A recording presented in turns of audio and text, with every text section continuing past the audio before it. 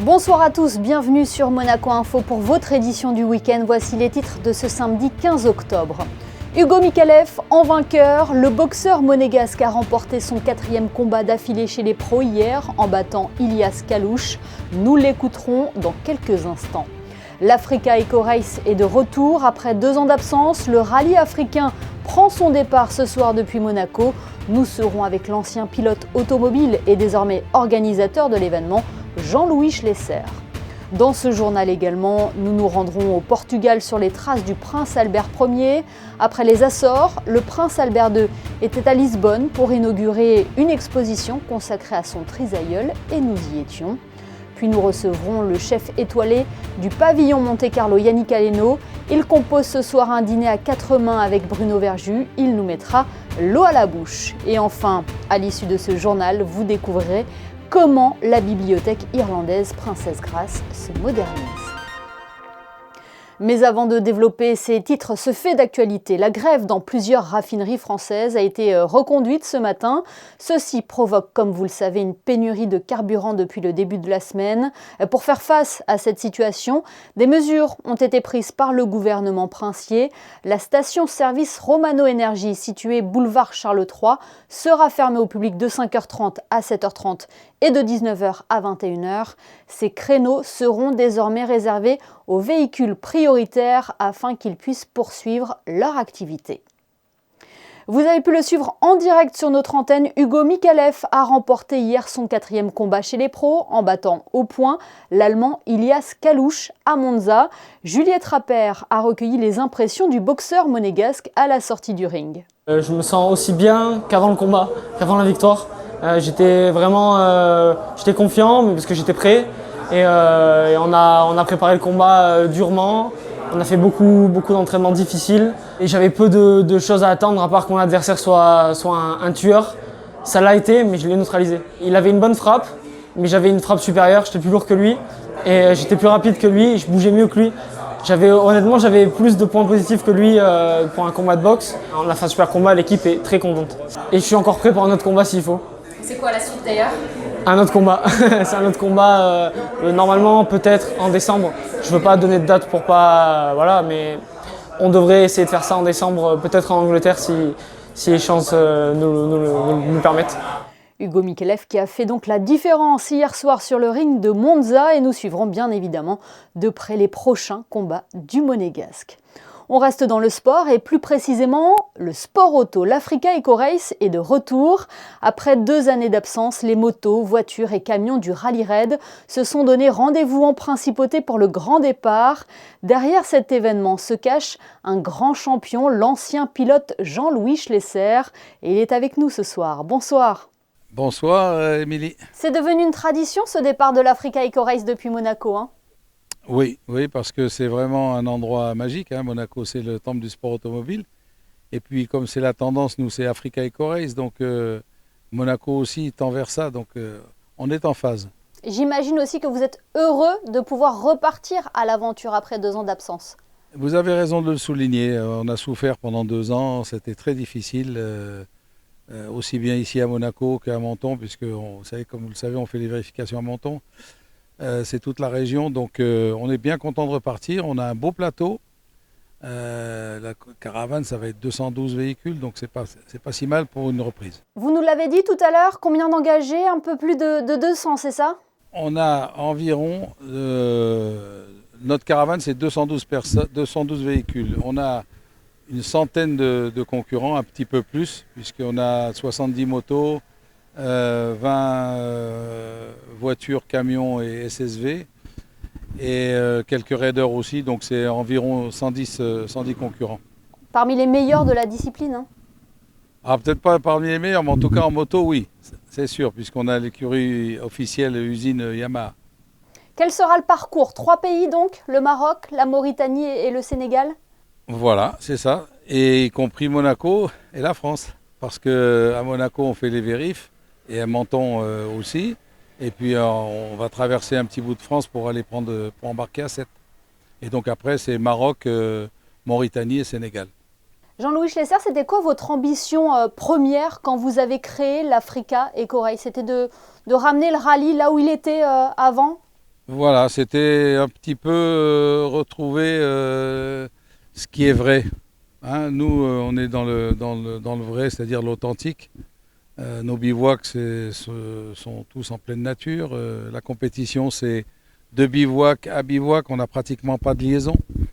On fait des opérations. 30% des concurrents ont tous une petite association humanitaire. Donc, on distribue des silos. Il y en a d'autres qui amènent des panneaux solaires. D'ailleurs, la MAD Monaco et internationale nous aide beaucoup. Hein. On a distribué 2500 lampes solaires pour les enfants qui sont sans lumière dans des contrées, enfin des endroits bien reculés. Et ils n'ont absolument pas de lumière et rien pour travailler le soir. Ça, ce sont des beaux gestes de la part de la MAD. Avec une touche, comme vous l'avez rappelé tout à l'heure, éco-responsable. C'est ça. Nous, c'est ce qu'on fait. Donc, on a planté par exemple, on a planté des arbres en Mauritanie, 2000 arbres, 2500 arbres, pour essayer de stopper le désert à certains endroits. On essaie de travailler avec du photovoltaïque. On aide tant qu'on peut. Par exemple, on avait une école à Nouakchott avec des enfants, disons, sans moyens. Voilà, on essaye de faire le maximum. On rend les concurrents responsables. Vous qui avez déjà vécu ce type d'aventure, qu'est-ce qui rend cette compétition excitante ? Écoutez, ce qui rend excitante, c'est que quand on arrive devant le désert, nous, notre épreuve, la route n'est pas complètement définie avec des points de report comme dans certaines épreuves. Parfois, les concurrents peuvent se retrouver pendant 70-80 km sans points et sans repères. Donc c'est un petit peu la peur au ventre. Et il y a la notion de vitesse, oui, mais il y a surtout la notion de navigation et surtout de ne jamais abandonner. Donc quand on a un problème, eh bien, il faut faire attention de ne pas dire je vais abandonner. Non, je continue, je serre les dents et ce soir ça sera différent. Et le lendemain, eh bien, d'autres concurrents peuvent avoir le même problème. Et celui qui a eu la veille des soucis, eh bien, il se retrouve remonté au classement. Et vous, ça vous manque pas ce genre de compétition ? Ça me manque un petit peu, mais donc moi je surveille la course en avion, donc avec un tout petit avion, je me pose un peu partout, je dirige l'épreuve depuis un avion et c'est aussi un challenge parce que c'est beaucoup d'adrénaline, décoller dans le désert sans savoir où on va atterrir, sans savoir où on va se poser. C'est aussi beaucoup de technique, mais bon, ça fait partie de un peu de compétition moi aussi. Eh bien, merci beaucoup Jean-Louis Schlesser d'avoir été avec nous à l'occasion du départ de l'Africa Eco Race depuis Monaco. Merci. Je vous en prie. En football, l'AS Monaco reçoit Clermont demain à 17h05 au Stade Louis II. Les Rouges et Blancs restent sur une lourde défaite en Europa League. Il faudra donc relever la tête pour poursuivre la très bonne série en championnat. On écoute des extraits de la conférence de presse d'avant-match avec Philippe Clément et le milieu de terrain, Youssouf Fofana. C'était encore dur, naturellement. Aujourd'hui, c'est prendre des bonnes conclusions après le match et regarder au match de Clermont et réagir avec un bon résultat. Et continuer la bonne série du championnat et être concentré sur ça. Il faut aller de l'avant, on est déjà veille de match et demain il y a un match de championnat, il ne faut pas rester sur toutes les défaites. C'est pas la première, ce ne sera pas la dernière de notre carrière et il faut savoir avancer. Monaco-Clermont, c'est donc dimanche à 17h05 au Stade Louis II. Suite du déplacement du Prince Albert II dans les traces du Prince Albert Ier après les Açores. Le prince souverain s'est rendu à Lisbonne pour l'inauguration d'une exposition en lien avec les commémorations du centenaire de la disparition de son trisaïeul. Le reportage sur place de Fabien Bonilla et de Thomas Deus. À Lisbonne, la capitale du Portugal, située à l'embouchure du Tage, accueille une exposition qui rend hommage à l'amitié entre les deux souverains océanographes, le prince Albert Ier et le roi Carlos Ier du Portugal. Cet événement se déroule au musée de la Marine, situé dans une partie de l'ancien monastère Géronimos, un véritable joyau de la période gothique. Cette exposition est organisée par le comité Albert Ier en hommage au centenaire de sa disparition. Il faut rappeler que sur les 28 expéditions du prince navigateur, 14, la moitié, sont passées par les Açores et les eaux portugaises. Une des ailes de ce bâtiment a été mise à disposition par le musée de la Marine, soit 300 mètres carrés. Chaque pan de mur correspond à un des souverains, le prince Albert Ier et le roi Carlos Ier du Portugal, tous deux investis par la même mission, la même passion. Cette exposition retrace une longue histoire entre Albert Ier et le Portugal, près de 50 ans, entre 1873 et 1920, et elle met l'accent sur l'amitié entre Don Carlos, le roi du Portugal, et le prince de Monaco, Albert Ier. Le prince Albert Ier était un peu le mentor du roi Dom Carlos, qui est né en 1863, donc plus tardivement que le prince Albert. En effet, dès leur première rencontre en 1879, et ensuite à partir d'une correspondance soutenue en 1894, l'un et l'autre ont correspondu pour se tenir au courant de leurs expériences, de leurs découvertes. Entre autres peintures, maquettes, films d'archives ou encore correspondances d'époque, l'exposition intitulée « L'ami océanographe, le prince Albert Ier et le Portugal » a été inaugurée en présence du prince Albert II et du président de la République de ce pays hôte. C'est vraiment un très très bel hommage et je suis vraiment très heureux d'avoir pu bien sûr être présent avec une délégation de la principauté, mais qu'il y ait cette belle exposition qui illustre de si belle façon ces liens d'amitié tout à fait particuliers et qui étaient très importants dans la vie du prince Albert Ier. Cette exposition consacrée au passé est également tournée vers l'avenir. L'avenir, c'est que le Portugal comme Monaco sont des protagonistes internationaux essentiels dans le domaine des océans. Et on travaille ensemble. Et cette exposition est symbolique. Les habitants de Lisbonne et les touristes qui visiteront le musée de la Marine pourront découvrir cette exposition retraçant les liens océanographiques de ces deux hommes jusqu'au 15 décembre. Et en marge de ce déplacement princier au Portugal et bientôt en Espagne, la principauté poursuit son engagement en faveur de l'environnement. Elle a signé hier à Madrid la déclaration de Glasgow sur l'action climatique dans le tourisme. Plus de 450 organisations sont déjà signataires de cette déclaration. Elle s'engage notamment à soutenir l'engagement mondial de réduire les émissions de gaz à effet de serre de moitié d'ici 2030 et d'atteindre la neutralité carbone en 2050, une ambition déjà affichée par Monaco depuis plusieurs années. Écoutons à ce sujet Guy Antonielli, le directeur du tourisme et des congrès. Aujourd'hui, la direction du tourisme, en tant qu'administration du tourisme, s'engage formellement au-delà des frontières de la principauté. Nous étions signataires du pacte pour la transition énergétique. Et là, nous nous engageons dans un pacte international. Et l'Organisation mondiale du tourisme s'est félicitée de compter la principauté parmi ses nouveaux signataires. On a besoin de cet engagement politique parce que c'est vraiment important au niveau État, au niveau pays, au niveau Europe, qu'on donne un exemple fort et réellement pragmatique. Voilà pour ce nouvel engagement de la principauté en faveur de l'environnement. Parlons gastronomie à présent, avec ce nouveau rendez-vous du Festival des Étoilés. Après Alain Ducasse et Claire Smith, Marcel Ravin et Sean Ergat, le troisième dîner à 4 mains de l'événement réunit deux chefs d'exception, Yannick Aleno et Bruno Verjus. Ils vont proposer ce soir un menu qui leur ressemble, plein de fraîcheur et d'authenticité. Le chef du pavillon Monte-Carlo nous fait l'amitié d'être avec nous ce soir. Bonsoir Yannick Aleno. Bonsoir Émilie. L'exercice est particulier, mais il a un seul but, surprendre encore et toujours nos papilles. L'exercice est toujours le même, c'est-à-dire que nous sommes là pour effectivement surprendre, étonner et proposer des choses différentes à chaque fois, oui, effectivement. Qu'est-ce que vous allez proposer ce soir? Ça sera encore une partition de haut vol? Ce soir, nous accueillons mon ami Bruno Verjus qui a eu ses 2 étoiles Michelin cette année. Et puis, vous voyez, on est sur le comptoir, donc on va proposer une cuisine de bref de comptoir. Donc Bruno est descendu avec ses homards dans sa valise. Et puis, moi, je suis venu avec mon bœuf wagyu, avec mon œuf badaboum, fourré de homards. Donc, on va surtout faire la fête. Comment ça se prépare un dîner à 4 mains, Yannick Aleno?